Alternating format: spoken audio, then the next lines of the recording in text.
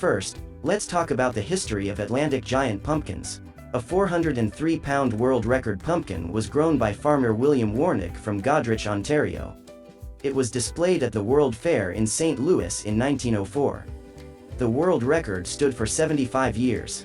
Howard Dill from Nova Scotia began crossbreeding the 403-pound Goderich pumpkin with other squash varieties, resulting in a 493-pound world record pumpkin in 1981.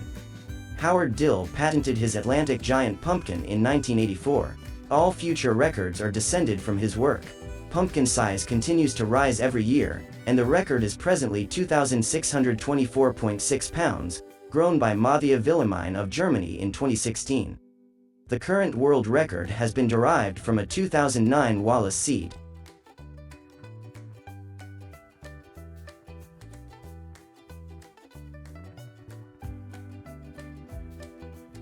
The key to growing a world-class pumpkin is a world-class seed.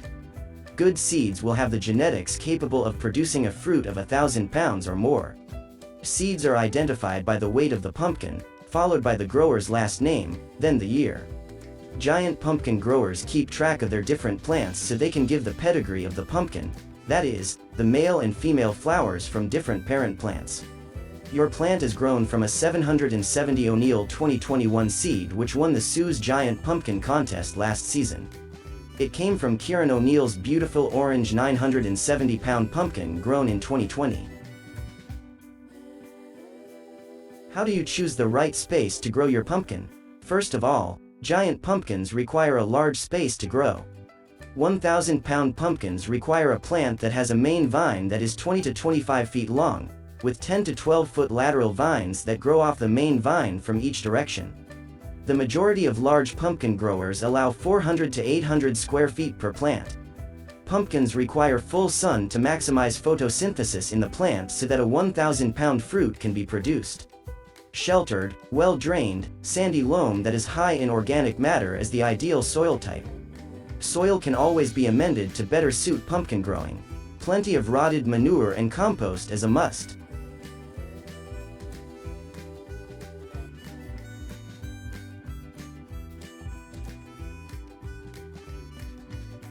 What steps should you take to germinate your seed? File the seed on the pointed end slightly to help increase germination. You will start your seed between April 15th and 30th. The soil temperature should be 75 to 85 degrees Fahrenheit. Sterilized potting soil should be used to start your pumpkin plant to prevent damping off of the young seedling. The seed needs to be planted 1 inch deep, pointy end down. The seed should germinate in 4 to 7 days. Remove the seed coat from the seedling. The seedling requires full, bright sunlight, or added light so it doesn't stretch towards the window. Next, you will transplant your seedling. Seedlings should be transplanted into the garden by the end of May. This requires the plant to be grown under cover in algoma. One way to cover the plant is to use 2 4-foot stakes with an 8-foot, 2x4, between them. Tent clear plastic over top, bury the sides in soil, and make sure that the ends can be opened and closed. If you place several pails of water on the north side of the plant, that will moderate the temperature during cool nights, and can be used to water the seedling with tempered water. On really cold nights, a heater or extension light might be required in algoma. On sunny days, one or both ends may need to be opened to vent heat. In algoma, the ends need to be closed to maintain heat. The pumpkin plant is made up of a primary vine that comes out of the ground, as well as laterals that run off the main vine. You will want your pumpkin on the main vine. This main vine will run the length of your patch. It will be 20 to 25 feet by the end of the season. The lateral vines will run 90 degrees off the main vine in both directions. The lateral vines are pruned so that they are 10 to 12 feet at the base of the plant and get shorter as you move to the tip of the plant. The plant will look like a Christmas tree from above. Lateral vines from the laterals are removed, along with any female flowers.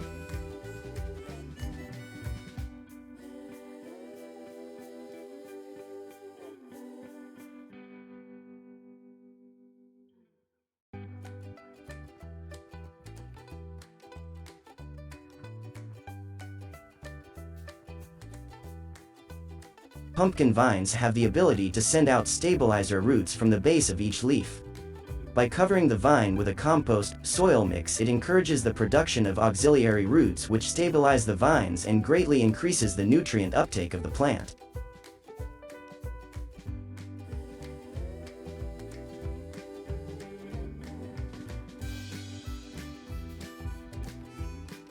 In order for a giant pumpkin to reach its full potential size, flowers need to be pollinated between the last week of June and the first week of July. Pumpkins have both male and female flowers on the same plant. Male flowers start early. The female flowers, which will have an immature pumpkin at the base of the flower, begin when the vine is about 6 to 8 feet long. Ideally, you want your pumpkin set about 10 to 18 feet from the base of the plant on the main vine. This ensures there is adequate photosynthesis occurring between the roots of the plant and the fruit. The fruit is a huge sink for nutrients and photosynthesis. Hand pollinate in the early morning by picking a male flower, removing the petals, and wiping the inside of the female flower with pollen from the desired male flower. The female flower is then tied shut to prevent bees from pollinating with undesired pollen. If successful, the pumpkin will be baseball-sized in 5 days. Remove the dead flower.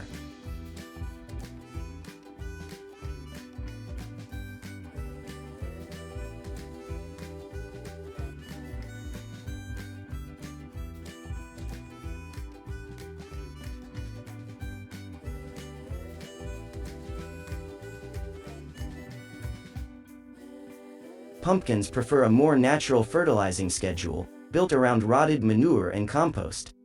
I start with a hole that is 1.5 feet deep and 2 feet around. The hole is then filled with rotted manure, compost, and 3 handfuls of 20-20-20 bagged fertilizer. This is then well mixed with soil from the sides and bottom of the hole. You need the top soil, not just manure. I leave a well that will hold 5 gallons of water, 5 inches deep by 2 feet around. This makes watering easier. An excellent way to fertilize and water your plant at the same time is manure tea. I add 2 5-gallon pails of manure to a 45-gallon barrel of water. This will set, and the water will warm, and algae will grow. I add fish emulsion to the barrel several times during the season, and more manure on occasion. I water the plant from this, and at some point in the season, 5 gallons in the morning and night once the fruit demands it. As the size of the plant increases, the water requirements will also increase. More water will also be required once the fruit has set. It will become necessary to use overhead irrigation with a sprinkler to meet the water requirements. The plant will wilt if it doesn't get adequate water. The sprinkler will serve a dual purpose: keep the plant watered, and, if watered in the heat of the day, cool the plant down. I run the sprinkler for 30 to 60 minutes.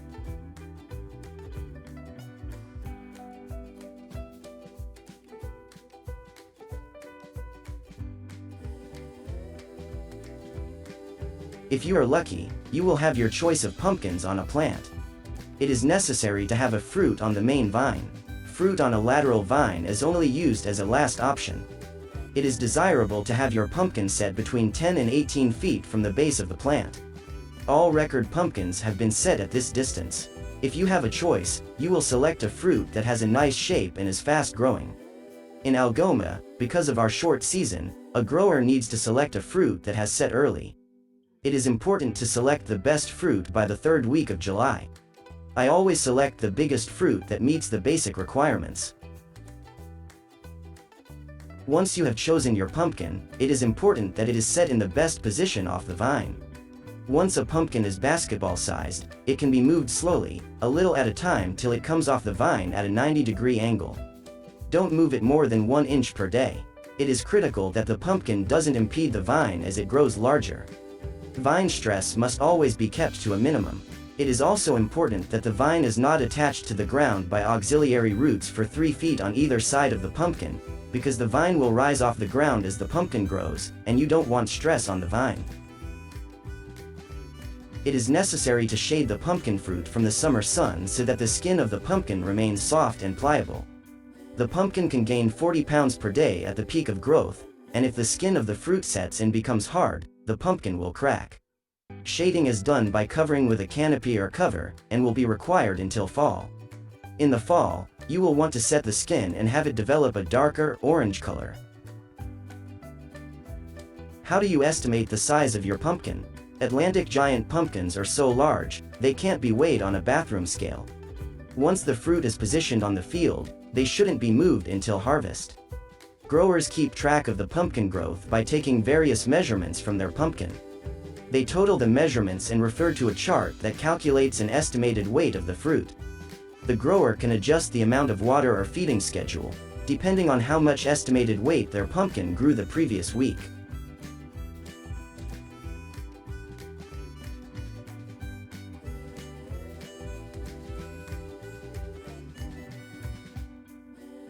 Once we reach September in Algoma, it may be necessary to cover your pumpkin plant once again to keep the pumpkin growing, provided you are attempting to maximize the growth of the fruit.